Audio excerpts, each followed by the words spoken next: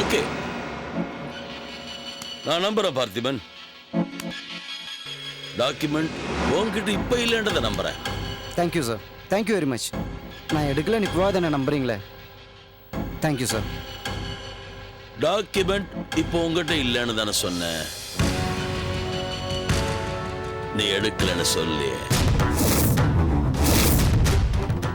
ஆமா பார்த்திபன், இந்த கோவிந்தனுக்கு எதிராக இப்படி ஒரு காரியம் செய்ய நிச்சயமா உனக்கு துணிச்சல் கிடையாது. வேற யாரோ ஒருத்தர் கொடுத்த துணிச்சல்ல தான் அந்த டாக்குமெண்ட்டை திருடி இருக்க. அது அவங்க கிட்டே கொடுத்துட்டேன். அது யாருன்னு சொல்லிடு. கமான், அது யாருன்னு சொல்லிடு, நான் அவனை விட்டுறேன். சார் எனக்கு என்னமோ பயமா இருக்கு சார். குட், பயம் வரணும். பயம் வந்தாதான் அடுத்தது உண்மை வந்துடும். நான் அதை சொல்லலை சார். அந்த டாக்குமெண்ட் உங்ககிட்டயும் இல்லை எங்கிட்டையும் இல்லை. அப்படின்னா நம்ம திட்டத்தை வேற யாரோ தெரிஞ்சு வச்சிருக்காங்க. அவங்க தான் அந்த டாக்குமெண்ட் எடுத்துருக்கணும் சார். இந்த விஷயம் மட்டும் வெளியில தெரிஞ்சதுன்னா நம்ம 2 பேத்துக்குமே ஆபத்து சார். கரெக்ட். இது ஒன்றும் தெளிவா உனக்கு புரியணும்னா ஒரு சின்ன கதை சொல்றேன், கேளு. ஒரு எலியும் தவளையும் எதிரிக்கிட்டேருந்து தன்னை காப்பாத்திக்க ஒரு கூட்டணி அமைச்சுதான் நம்மள மாதிரி. அதுக்காக ரெண்டும் ஒருத்தர் கால் இன்னொருத்தர் காலோட சேர்த்து கட்டிக்கிச்சான். இப்ப மேல ஒரு கழுகு வட்டம் போட்டுக்கிட்டே இருந்துச்சான். எலியும் தவளையும் தப்பிக்க பார்த்துச்சு, ஆனா முடியல. ஏன்? எலி தரையில ஓடி தப்பிக்க பார்த்துச்சு, தவளை தண்ணியில மூழ்கி தப்பிக்க பார்த்துச்சு. ஆனா காலில் கயிறு கட்டியிருந்ததுனால தரைக்கும் போக முடியல, தண்ணிக்கும் போக முடியல. ரெண்டையுமே கழுகு கொத்தி தூக்கிட்டு போயிடுச்சு. என்ன கதை புரியுத பார்த்திபா? நான் தான் எலி, நீ தான் தவளை. நம்ம 2 பேர் காலையும் டாக்குமெண்ட்ன்ற கயிறெல்லாம் கட்டி போட்டு வச்சிருக்கோம். நம்ம 2 பேரும் தப்பிக்கணும்னா அந்த டாக்குமெண்ட்ற கயிறை அவுத்து விட்டுறணும். அதனால அது எங்க இருக்கு, யார்கிட்ட கொடுத்துருக்குன்றத சொல்லிடு. கதை என்னமோ நல்லா தான் சார் இருக்கு, ஆனா அந்த டாக்குமெண்ட்டை நான் எடுக்கல. இவ்வளவு சொல்றேன், இன்னும் நீ பழைய பல்லவிய பாடிட்டு இருக்கியா? அந்த டாக்குமெண்ட்டை காட்டி என்ன மிரட்டலான்னு மட்டும் நினைக்காத. அத ரங்க கிட்ட காட்டி என் மேல கெட்ட அபிப்பிராயத்தை ஏற்படுத்தலாம் மட்டும் நினைக்காத. ரங்கநாதன் என்ன மட்டுமே நம்பி இருக்கான். அவன் குடும்பம் என் கையில மாண்டிருக்கடா. சார் சார் சத்தியமா அந்த டாக்குமெண்ட்டை நான் எடுக்கல சார். பார், உனக்கு எண்ணி 24 மணி நேரம் டைம் தரேன். அதுக்குள்ள டாக்குமெண்ட்டை பத்தின உண்மை எனக்கு தெரிஞ்சாகணும். அத கையில வச்சுக்கிட்டு என்ன மிரட்டலாம், பிளாக்மெயில் பண்ணலாம் நினைச்சுக்கிட்டு இருந்த அதெல்லாம் மறந்துடு. ஏன்னா என்ன காப்பாத்திக்க நான் கொலை செய்ய கூட தயங்க மாட்டேன். ஜாக்கிரதை.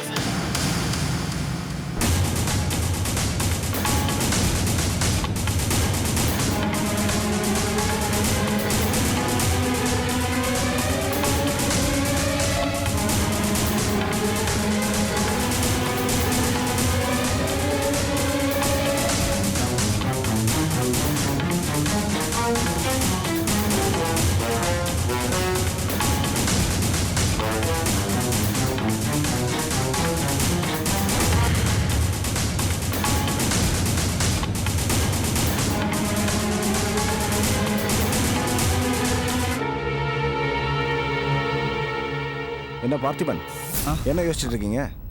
வாங்க வாசு, குட் மார்னிங். ஒன்றும் இல்லை, லேசா தலைவலி, அவ்வளோதான். இல்லையே, மோகன்லாம் ஏதோ பேய் எறிஞ்ச மாதிரி இருக்கே. ஏதோ டாக்குமெண்ட் அது இதுன்னு மாமா அவங்ககிட்ட சத்தம் போட்டுட்டு இருந்தாரு. அது ஒன்றும் இல்லை வாசு, ஆஃபீஸில் ஒரு முக்கியமான டாக்குமெண்ட்டை நான் மிஸ் பண்ணிட்டேன். அதான் கொஞ்சம் டென்ஷனாக பேசிட்டு போகிறார், அவ்வளோதான். ஐசி. பார்த்திபன், நீங்கள் என்கிட்ட எதையும் மறைக்க பார்க்குறீங்க. என் மாமாவை பற்றி எனக்கு நல்லா தெரியும். உண்மையை சொல்லுங்க. நோ நோ நோ நோ, நீங்கள் நினைக்கிற மாதிரியெல்லாம் ஒன்றும் இல்லை. பார்த்திபன், என் மாமா உங்க கூட சேர்ந்து ஏதோ பிளான் பண்ணிட்டு இருக்காருன்னு எனக்கு நல்லா தெரியும். அவரை நம்பாதீங்க. நீங்க முன்னுக்கு வர வேண்டியவர். அவரை நம்பி உங்க லைஃப்பை ஸ்பாயில் பண்ணிக்காதீங்க. இதை பாருங்க வாசு, அந்த மாதிரியெல்லாம் ஏமாந்து போகிற அளவுக்கு நான் ஒன்றும் முட்டாள் இல்லை. மற்றவங்களை அவர் ரொம்ப சுலமாக ஏமாத்திடுவார். பாம்போட பழகுறது அவ்வளவு நல்லதில்லை. அரசனை நம்பி புருஷனை கைவிட்டுறாதீங்க. இதுதான் உங்களுக்கு என்னோட அட்வைஸ்.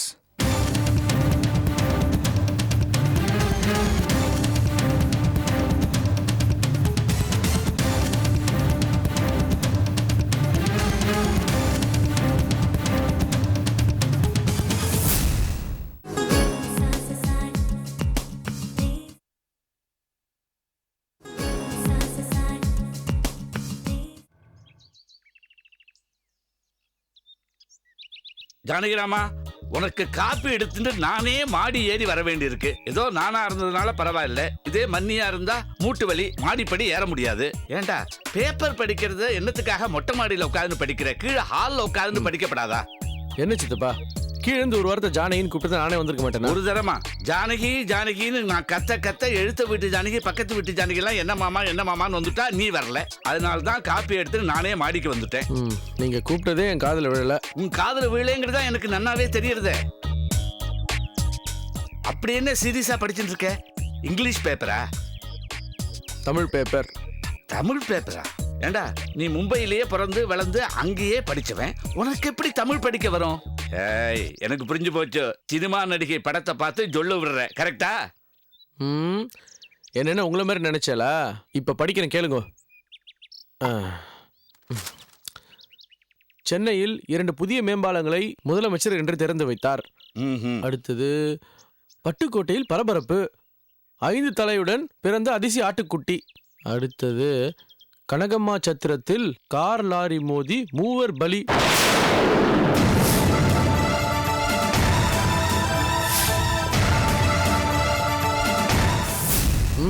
என்ன சித்தப்பா, இப்போது ஒத்துக்கிறலா எனக்கு நல்லா தமிழ் படிக்க வரும்னு?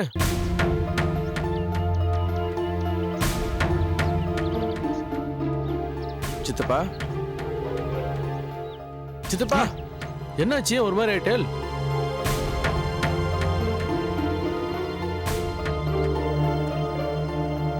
சித்தப்பா என்ன? சித்தப்பா சித்தப்பா சித்தப்பா என்னாச்சு சித்தப்பா? ஆக்சிடென்ட் எங்க நடந்ததுன்னு படிச்ச? கனகம்மா சத்திரம் சித்தப்பா. அதை நான் படிச்சதுக்கு அப்புறமா தான் நீங்க ரொம்ப டிஸ்டர்ப் ஆயிட்டேல். என்னாச்சு? கரெக்ட் ஜானகி, அந்த கனகம்மா சத்திரம் ஆக்சிடென்ட் தான் என்ன டிஸ்டர்ப் பண்ணிடுத்து. ஆனா இன்னைக்கு இல்ல, 28 வருஷத்துக்கு முன்னாடியே என்ன டிஸ்டர்ப் பண்ணிடுத்து. என்ன சொல்றேன் சித்தப்பா? உங்க அப்பா ஆக்சிடென்ட் ஆகி இறந்து போன இடமும் அந்த கனகம்மா சத்திரம் தான்.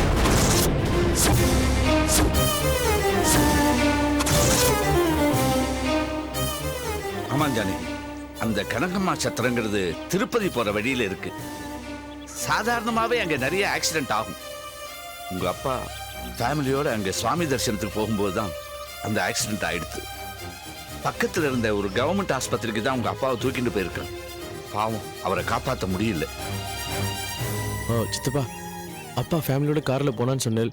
அதுல யார் யாரெல்லாம் போனா? அது என்ன கேட்ட? அன்னைக்கு கார்ல யார் யாரெல்லாம் போனான்னு கேட்டேன். ஐயோ, நான் உங்ககிட்ட ஏதோ உளறி தொலைச்சிட்டேன் போல இருக்கு. உளறல சித்தப்பா, உண்மைதான் சொல்றேன், சொல்லுங்க.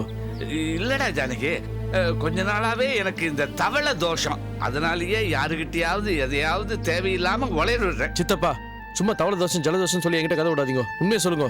ஏற்கனவே நான் உங்ககிட்ட உளர வேண்டியதெல்லாம் உளறியாச்சு, ஆளை விடு. சித்தப்பா சித்தப்பா, உங்க அப்பா ஆக்சிடென்ட் ஆகி இறந்து போன இடமும் அந்த கனகம்மா சத்திரம் தான். பக்கத்துல இருந்த ஒரு கவர்மெண்ட் ஆஸ்பத்திரிக்கு தான் உங்க அப்பாவை தூக்கிட்டு போயிருக்கு. பாவம், அவரை காப்பாற்ற முடியல.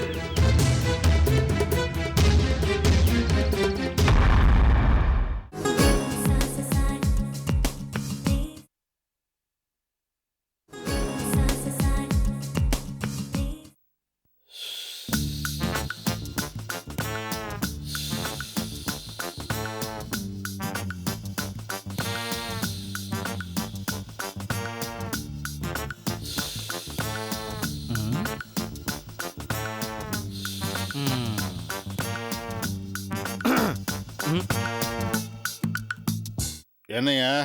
சார் நம்ம கடலூர் ரெட்டியார் ஃபோன் பண்ணார் சார். என்னவா? அவர் கேஸ் ரொம்ப இழுத்துட்டு இருக்கான். அதனால இந்த இயரிங்லே எப்படியாவது உங்களை முடிக்க சொன்னார். இந்த ஏரியிலே முடிக்கணுமா? ஏயா, அந்த மனுஷன் இந்தியாவில் தான் இருக்காரா இல்லை வேற எங்கேயாவது இருக்காரா? ஏன் சார்? ஆ? இந்த கேஸு ரெட்டியாரோட தாத்தா போட்டது. அப்போ எங்க தாத்தா அவருக்கு ஆஜராகிட்டு இருந்தாரு. இப்போ நான் நடத்திட்டு இருக்கேன். 50 வருஷம் தான் ஆறுது. அதுக்குள்ள முடிஞ்சிருமா? அட ஆமையா, நல்ல நாள்லயே கோர்ட்டில் நாழிப்பால் தான் கிடப்பாங்க. இப்போ வக்கீலுங்க ஸ்ட்ரைக் வேற. அது எப்போ முடியும்னு யாருக்கு தெரியும்? அவசரப்பட்டா எதுவும் நடக்காது. சார் இப்போ அவர் ஃபோன் பண்ணா நான் என்ன சார் சொல்றது? ஃபோன் பண்ணா வக்கீலுங்க ஸ்ட்ரைக்கெல்லாம் முடிஞ்ச அப்புறம் என்ன வந்து பார்க்க சொல்லு. போ. இது மாதிரியா சார்? வரும்போது மறக்காம என்னோட ஃபீஸை கொண்டு வர சொல்லு. அது முக்கியம். சரிங்க சார், வரேன் சார். போ. கேஸ் இந்த இயரிங்ல முடிக்கணும். ஆமாடா, வேலை. Sorry sir. என்ன வேல்முருகா, என்ன அப்படி யோசனை? அந்த ரெட்டியார் கேஸ் தான் சார். இன்னுமும் அது முடியல. அதான் சார். இவன் லா பிராக்டிஸ் பண்ணி முடிச்சு எடுத்த முதல் கேஸ் இதுதான். அதுவே ஒண்ணு முடியலையா?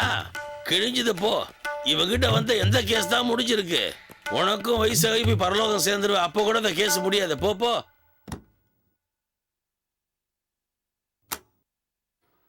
வரதா? வா கோவிந்தா, வா உக்காரு. பவர் ஆஃப் அட்டர்னி டாக்குமெண்ட்ல உன்னால ரங்கநாதன் கிட்ட கையெழுத்து வாங்க முடியல இல்லையா? அது எப்படி உனக்கு தெரியும்? கோவிந்தா, கையெழுத்து வாங்கியிருந்தா நீ ஏன்டா என்ன வந்து பார்க்க போற? காரியம் முடிஞ்சா கயட்டி விடுறதா உனக்கு கை வந்த கலையாச்சு. வயிற்றுச்சலை கலப்பாத வரதா. ஃபைலுக்குள்ள வச்ச டாக்குமெண்ட் எங்க போச்சுன்னு தெரியல. கோவிந்தா, என்னடா சொல்ற? ஆமா வரதா, ஃபைலுக்குள்ள டாக்குமெண்ட் நான் தான் வச்சேன். மாப்பிள்ளை ஃபைல கைது போடும்போது நான் தான் பக்கத்தில் இருந்தேன். ஆனா அப்புறம் அந்த டாக்குமெண்டே காணோம். ஆக உனக்கு மிஞ்சின ஒரு திருடன் உன் பக்கத்திலே இருக்கான்னு தெரியுது. சரி, நீ யார சந்தேகப்படுற? என் சந்தேகமெல்லாம் அந்த பார்த்திபன் பையன் மேலதான். ஃபைலுக்குள்ள நான் டாக்குமெண்ட் வச்சது அவனுக்கு மட்டும்தான் தெரியும். மாப்பிள்ளை கையெழுத்து போட்டதுக்கு அப்புறம் அந்த ஃபைல் எடுத்துட்டு போனவன் அவன் தான். அந்த பையன் தான் எடுத்துக்கணும். நீ அவனை விசாரிச்சு பாத்தியா? விசாரிக்காம இருப்பனா? சரியான கல்லூரி மங்கனா இருக்கான். எனக்கு தெரியவே தெரியாதுன்னு சாதிக்கிறான்.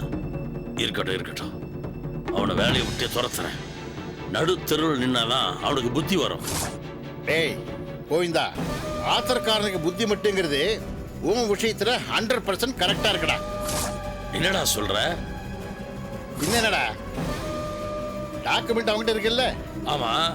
நீ அவனை வேலையை விட்டு தூக்கினா அவன் அந்த டாக்குமெண்ட் எடுத்துக்கிட்டு நேரா உன்னோட மாப்பிள்ளை கிட்ட போவான். அப்புறம் அவனுக்கு குட்டு உடைஞ்சு போயிடும். அப்புறம் நீ தான் சோத்துக்கு லாட்டரி அடிக்கணும். நீ நடுத்தருவுக்கு வந்துடுவடா. அப்போ நான் என்னதான்டா செய்யறது? அவனை இப்ப விரோதம் பண்ணிக்காத. நைஸா பேசி விஷயத்தை கறக்கப்பாரு. அதெல்லாம் உடனே நடக்கிற காரியம் இல்லடா. நீ இன்னொரு டாக்குமெண்ட் தயார் பண்ணு. மாப்பிள்ளை கிட்டது எப்படியாவது நான் கையத்தை வாங்கிடுறேன்டா. இன்னொரு டாக்குமெண்டா? No no no no no no. ஒரு தடவை அம்பு குறி தவறி போச்சுன்னா அதே அம்பை திருப்பி யூஸ் பண்ணக்கூடாது. வேற அம்பை யூஸ் பண்ணணும். சரி, வேற ஏதாவது அம்ப தயார் பண்ணு. தயார் பண்ணுன்னு சொல்றே தவிர சில்லறையை வெட்ட மாட்டேங்கிறீடா. உன் திட்டம் பழிச்சிருந்தா நான் ஃபீஸ் கொடுத்துருப்பேன். அதான் ஃபெயிலா போச்சே, அதுக்கப்புறம் ஃபீஸ் கொடுக்க முடியும்? புரியாம பேசாதடா கோவிந்தா. டாக்டர் பேஷண்ட்டை ட்ரீட் பண்றாரு. பேஷண்ட் செத்து போயிட்டா ஃபீஸ் கொடுக்க முடியாதுன்னு சொல்ல முடியுமா? அதே மாதிரி தான் வக்கீலும். கேஸ் தோத்து போனாலும் ஃபீஸ் நீங்க எனக்கு கொடுத்தாகணும். என்னடா வரதா, என் கிட்ட போய் இந்த பாரு, நான் என்ன செய்ய முடியும்? தோக்குற கேஸ்க்கெல்லாம் ஃபீஸ் வாங்காம இருந்தாக்க நான் இந்த ஜென்மத்தில் காசே கண்ணால பார்க்க முடியாது.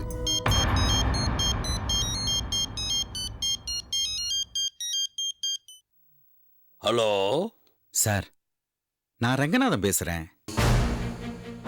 என்ன சார் உங்க குரல் மாறின மாதிரி தெரியறது? என்ன கேட்ட? போன்ல ஏதோ டிஸ்டர்பன்ஸ் போல இருக்கு. காதுல சரியா விழலப்பா. முதல்ல பேசுனது உங்க குரல் மாதிரி தெரியல, அதனால கேட்டேன்.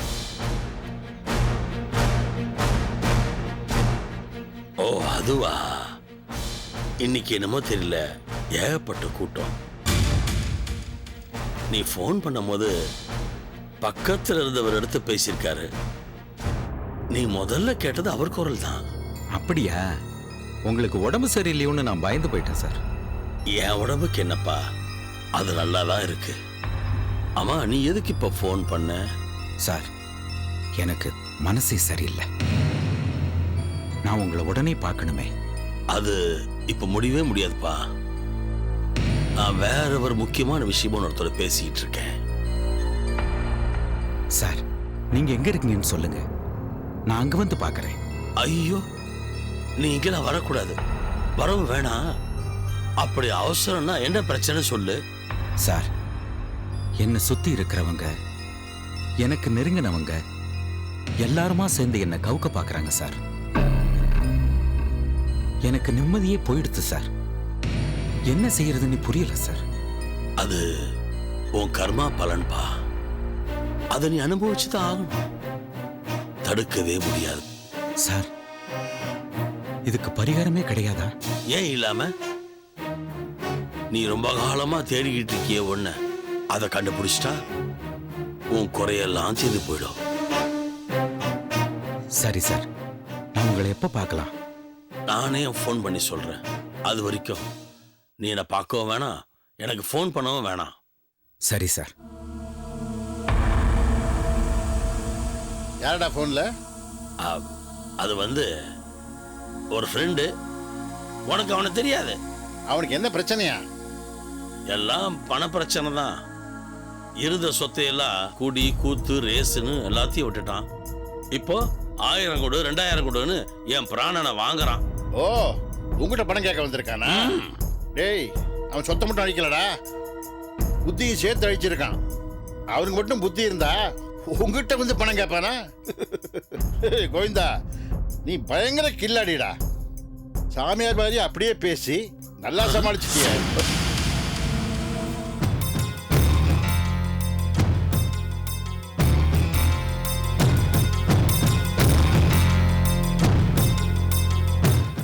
பனி துளியா நீ சமுதிரமா, கலையா காவிரி கலை நிதியா, பூம்பாவை ராதை கொஞ்சம் பெண்பாவை சீதை கொஞ்சம் ஒன்றாகி நீர் வந்த திருப்பாவை